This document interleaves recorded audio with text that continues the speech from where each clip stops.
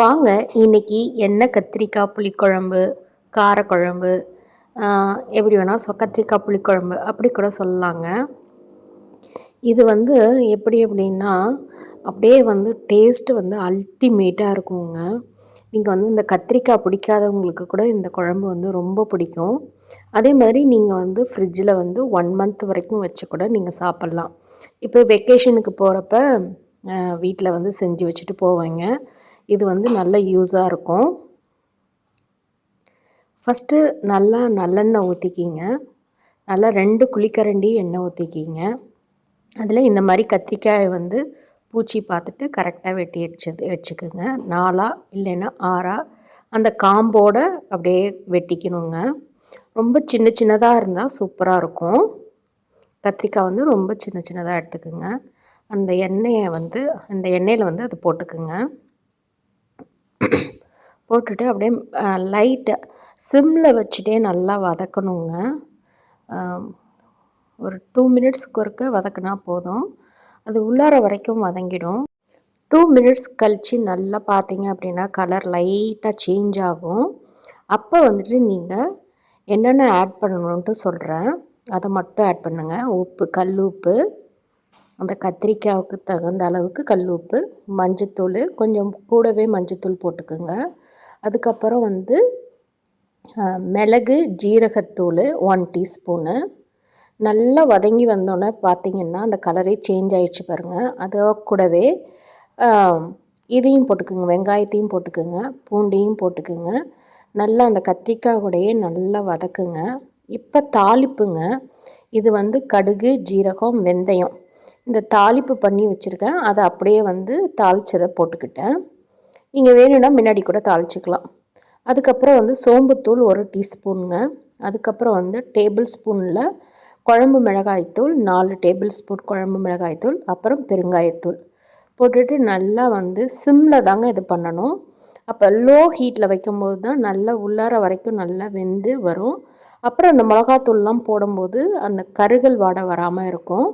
So low ஃப்ளேம்லேயே வச்சுட்டு பண்ணுங்கள். ஸோ பண்ணிவிட்டு இது நல்லா வதங்கி வந்தோடனே ஆஃப் பண்ணிவிடுங்க. ஒரு கல்சட்டி எடுத்துக்கோங்க, இல்லை எனிதிங் வேறு பாத்திரத்தில் ஒரு ஆரஞ்சு சைஸ் அளவுக்கு புளியை கரைச்சி வச்சுருக்கேன். ஸோ புளி கரைச்சிட்டு அது தனியாக கொதிக்க விட்றேன். எதுவும் உப்பு எதுவுமே ஆட் பண்ணலைங்க. அப்படியே இப்போ போட்ட வேண்டியதான். அந்த வதக்கி வச்சுருக்கத ஒரு கொதி வந்தோடனே இந்த இதை எடுத்து போட்டுருங்க. போட்டுட்டு நல்லா வந்து கொதிக்க விட்டீங்க அப்படின்னா அப்படியே வந்துட்டு அந்த கொஞ்சமாக தண்ணி ஊற்றினா போதும். அந்த புளியோட தண்ணி இந்த பாத்திரத்தை கழுவி கொஞ்சமாக தண்ணி ஊற்றுங்க. எண்ணெய் இது எதுவுமே போட வேண்டாம். இப்போ வந்துட்டு நீங்கள் உப்பு கரெக்டாக இருக்கான்னு மட்டும் பார்த்துக்குங்க. உப்பு வேணும்னா உப்பு கொஞ்சம் ஆட் பண்ணிக்கிங்க. எனக்கு கொஞ்சம் பத்தலை, அதனால் ஆட் பண்ணிக்கிட்டேன். இப்போ ஒரு கைப்பிடி காஞ்ச கருவேப்பிலை என்கிட்ட இருந்ததுங்க. அதை அப்படியே நசுக்கி போட்டுக்கிட்டேன். வேணும்னா நீங்கள் பச்சை கருவேப்பிலை கூட போட்டுக்கலாம். கிள்ளி போட்டுக்குங்க. அது வந்து கையால் கிள்ளி போடும்போது அது ஒரு மணங்க. வெட்டி போடுறதோட அதை வந்து கட் பண்ணி போடுறதோட கையால் பிச்சு போடுறது வந்து ஒரு மணமாக இருக்கும். ஸோ அதை வந்துட்டு நல்லா கலக்கி விட்டுட்டு நல்லா கொதி வரணுங்க. அவ்வளோதான். மீன்வைல் நான் அந்த சைட் கேப்பில் போய் பாத்திரத்தையும் கழுவி எடுத்து வச்சுட்டேங்க. நல்ல கொதி வந்துருச்சு. கத்திரிக்காய் வந்து அதுலேயே வெந்து போயிடுங்க. நம்ம வதக்கிறதுலேயே நல்லா வெந்துடும். நம்ம இப்போ வந்து அந்த சாறை வந்து உள்ளார இறக்கிறதுக்கு தான். கத்திரிக்காய் பார்த்திங்களா எப்படி வெந்த மாதிரி இருக்கு.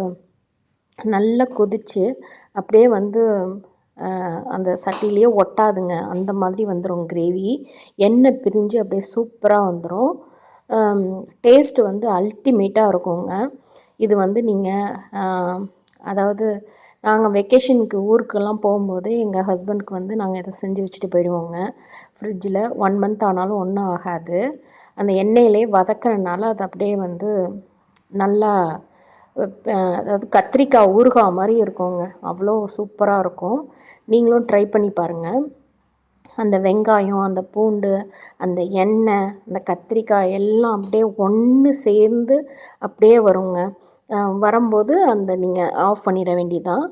அதுக்கு வந்து நீங்கள் காம்பினேஷன் ஒயிட் ரைஸோட சுட சுட ஒயிட் ரைஸோடு போட்டு சாப்பிடும்போது அவ்வளோ அமிர்தமாக இருக்குங்க. அந்த கரண்டியில் கூட ஒட்டாதுங்க. அங்கே பாருங்களேன், நான் காட்டுறேன் பாருங்கள். அந்த கரண்டியில் கூட ஒட்ட மாட்டேங்குது பாருங்கள்.